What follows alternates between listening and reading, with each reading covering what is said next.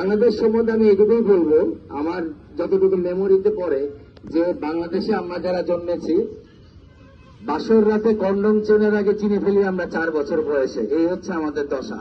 কারণ কি, এই জিনিসটা আপনি ছোটবেলাতে চিনেছেন হলো বেলুন হিসেবে।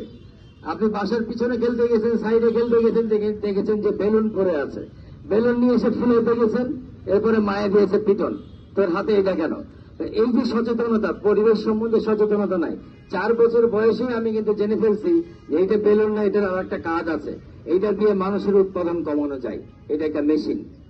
এই যে আমি ওই বয়সে এটা জেনে ফেললাম, এটা কিন্তু আমার একটা এই যে যেটা বলে অসামঞ্জস্যতা এবং মানে একটা অসময়ে আমি একটা অন্য কিছু জেনে ফেলেছি, এবং এইটা হয়েছে কিন্তু তৎকালীন সময়ে মানুষদের অসচেতনতার কারণে।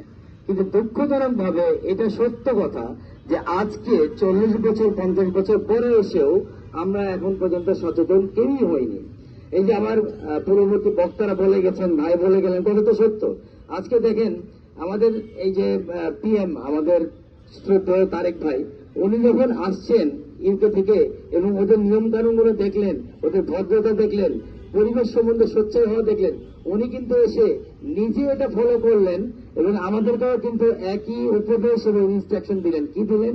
যে ভাই ময়লাটা, নিজের ময়লাটা নিজে রাস্তার উপরে ফেলবেন না, পকেটের মধ্যে ভরে রাখেন, সঠিক জায়গায় ডাস্টবিন ফেলে ওই জায়গায় ওইখানে ফেলে দেন।